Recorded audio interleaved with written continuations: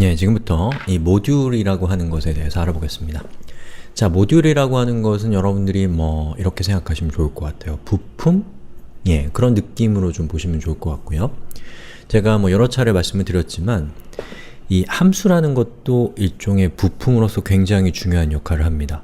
왜냐하면 이 함수라고 하는 것은 그 함수 안에 뭐 조건문, 반복문, 변수, 뭐 기타 등등의 모든 함수 이전에 배웠던 것들을 다 함수로 감싸서 언제든지 사용할 수가 있기 때문에 이 함수는 말하자면 아주 작은 프로그램이라고 할 수가 있는 것이죠. 다시 말해서 부품으로서 사용할 수 있는 그런 것이라고 할 수가 있어요. 자, 그런데 이 함수로도 우리는 굉장히 큰 진보를 이룰 수 있었지만 프로그램이 커짐에 따라서 함수도 굉장히 많아지면서 여러가지 한계들을 만나게 됩니다. 바로 그런 한계를 극복하기 위한 방법 중에 하나가 바로 이 모듈이라고 하는 겁니다. 자, 그래서 모듈은 뭐 그렇게 아주 어렵지는 않은 건데 일단은 모듈이 무엇인지를 제가 좀 비유를 좀 드리고 그 비유의 느낌을 가지고 여러분들이 수업을 들어가면 조금 더 부드럽게 그 내용을 받아들일 수가 있을 것 같아요.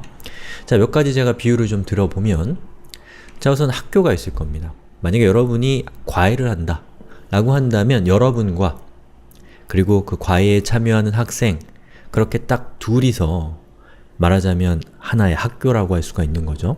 예, 선생님과 학생으로 이루어져 있는 학교라고 할 수 있을 겁니다. 자, 그런데 이제 뭐 과외가 아니래도 뭐 아무튼 그 학생들이 늘어나요. 선생님은 한 명인데 그러다가 이제 학생이 너무 늘어나서 한 명의 선생님이 더 이상 이 학생들을 가르치기가 힘들어지는 시점에서 선생님이 한 명에서 세 명으로 늘어납니다.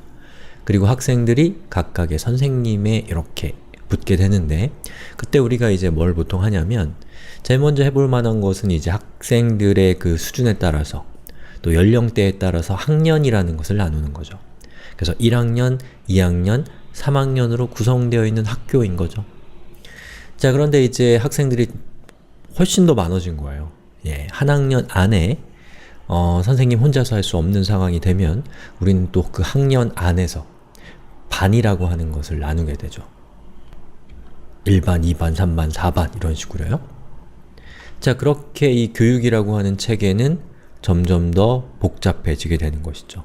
자, 그런데 만약에 학생이 한 2,000명 정도가 되는데 그냥 학교라고 하는 체계만 있고 학년, 반 이런 것들이 없다라고 한다면 어떤 일이 생길까요? 학교의 체계 자체는 단순하지만 이 학생들 2,000명이라는 되는 학생들이 아주 무질서하게 그 학교에 있는 것이기 때문에 여러가지 복잡한 여러가지 문제들이 생긴다는 것이죠. 바로 그런 문제를 우리가 해결하기 위해서 어떤 일정한 기준에 따라서 학생들을 묶는 거죠.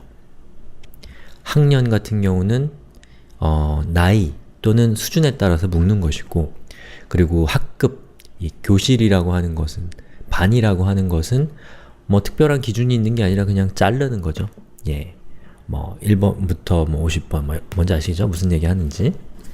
자, 그것과 또 비슷하게 우리가 얘기해 볼 수 있는 것이 바로 컴퓨터에 있는 디렉토리라고 하는 겁니다. 자, 여러분의 컴퓨터에 파일이 몇 개 없다. 그러면 사실은 그냥 파일만 컴퓨터에 있으면 돼요. 그런데 컴퓨터를 사용하다 보면 파일이 아주 빠른 속도로 늘어나죠. 뭐 프로그램을 설치할 수도 있고 다른 데서 자료를 가져올 수도 있고. 자, 그러면 어떤 문제가 생기기 시작하나요? 여러분이 원하는 파일을 찾는 것이 어려울 수도 있고 무엇보다도 중요한 문제, 다른 사람이 여러분에게 파일을 줬어요. 그럼 그 파일을 자신의 컴퓨터에다가 옮기겠죠? 그런데 이미 똑같은 이름의 파일이 있다면 둘 중에 하나를 해야 됩니다. 예, 기존에 있는 파일에 덮어쓰기를 하거나 아니면 파일을 못 가져오거나. 그럼 우리는 이제 어떤 방법을 쓰나요? 파일의 이름 뒤에다가 뭐 언더바, 뭐 egoing, 언더바 k8805 이런 식으로 파일의 이름 뒤에 이제 뭐 사람의 이름이라든지 아니면 번호라든지 이런 걸 써서 바로 이름의 충돌을 방지하는 그런 기법을 쓰는 거죠. 자, 그건 이제 그런데 디렉토리라는 걸 몰랐거나 디렉토리가 없는 컴퓨터에서는 그렇게 해야 되지만 우리가 이러한 문제를 해결하기 위한 아주 좋은 방법은 바로 디렉토리를 만들어서 성격이 비슷한 파일들을 하나의 디렉토리로 묶는 거죠. 그러면 A라는 디렉토리에 Z라는 파일이 있다면 B라는 디렉토리에 역시 Z라는 파일이 있을 수 있는 거죠. 이 덕분에 우리는 파일의 이름을 바꾸지 않고도 같은 이름의 파일이 하나의 컴퓨터에 공존할 수 있게 되는 겁니다. 자, 앞서서 제가 말씀드린 학교의 학급 그리고 우리가 지금 살펴본 이 컴퓨터의 디렉토리 이러한 것들은 어떤 양이 많아짐에 따라 생기는 복잡도를 우리가 낮추는 굉장히 편리하고 중요한 기능이라고 할 수가 있습니다. 자, 그런 느낌을 그대로 우리가 이 코드 쪽으로 옮겨온다면 코드 역시도 굉장히 빠른 속도로 양이 많아집니다. 아주 많은 사람들이 그 코드를 만드는 거에 참여하고 꽤 긴 시간 동안 프로그램이 개발이 됩니다. 그 과정에서 여러 가지 문제들이 생깁니다. 바로 그 문제, 다시 말해서 그 복잡한 상황의 복잡도를 낮추는 아주 중요한 테크닉이 바로 이 학급이나 또는 이 디렉토리와 같이 연관되어 있는 것들을 묶어서 하나의 이름으로 묶는 거죠.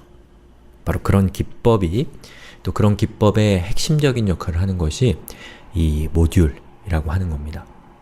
그래서 이 모듈에 대한 비유, 모듈이 무엇인지에 대한 느낌 이런 것들은 어느 정도 정달이 된 것 같으니까 우리 다음 시간에는 이 재빠르게 이 비유를 통해서 임시방편으로 떼어놓은 요것을 코드로 구체적으로 교체하는 작업을 해봅시다.